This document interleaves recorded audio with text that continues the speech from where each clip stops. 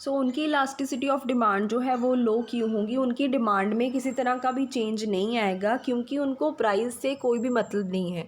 They will do not care about the price, ठीक है, वो प्राइस के बारे में ज़्यादा फिक्र नहीं करते क्योंकि इनकम उनकी बहुत ज़्यादा है, जो चीज़ उनको चाहिए वो उन्होंने ख़रीद लेनी है। यहाँ पे एग्जांपल दी है, demand for luxury cars by the multi billionaires. जो मल्टी बिलियनियर्स होते हैं वो लग्जरी कार्स की डिमांड बहुत ज़्यादा करते हैं, उनको किसी तरह का भी मतलब केयर नहीं करते वो प्राइस को लेके। अगर उन्होंने विंटेज कार या स्पोर्ट्स कार्स, फरारी जैसी कार्स अगर उन्होंने परचेज़ करनी है तो वो करेंगे ही।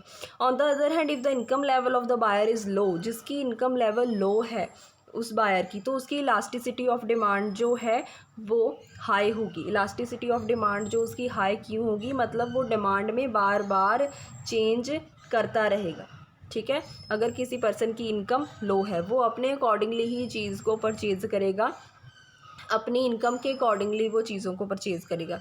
यहाँ पे एग्जांपल दी है, demand for small cars by the middle class people in the India. जो मिडिल क्लास कैटेगरी के लोग हैं वो स्मॉल कार्स की डिमांड करते हैं क्योंकि वो अपनी इनकम के अकॉर्डिंगली जो है वो चीज़ों को सिलेक्ट करते हैं, ठीक है।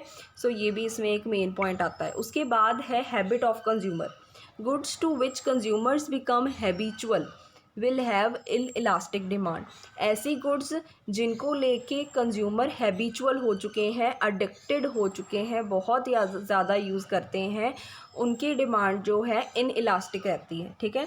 इसकी बेस्ट एग्जांपल जो है वो तो ड्रग्स की है, बट मैं आपको यहाँ पे एग्जांपल दूंगी इंटरनेट की, ठीक है, इंटरनेट की और डेटा पैक की। जब से जियो सिम्स जो है लॉन्च हुई है तब से लोगों ने इंटरनेट और जियो पैक्स की वजह से जो है डेटा पैक्स ज़्यादा यूज़ करने शुरू कर दिए हैं, तो वो हैबिचुअल हो चुके हैं। तो अब अगर उसकी प्राइस 600 टू 800 भी हो जाए, जैसे 400 टू पहले 600 डेटा पैक्स की प्राइस हो चुकी थी, अगर वो बढ़ के 800 या 1000 भी हो जाए तब भी लोगों ने उसको यूज़ करना छोड़ना नहीं है, तब भी लोग उसे यूज़ करेंगे, तब भी उसकी डिमांड जो है वो इनइलास्टिक रहेगी।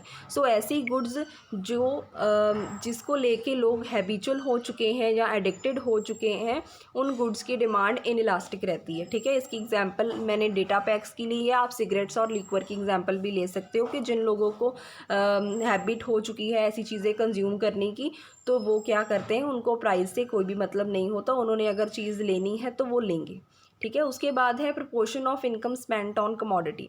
Goods on which consumer spend a small proportion of their income will have in elastic demand, ठीक है।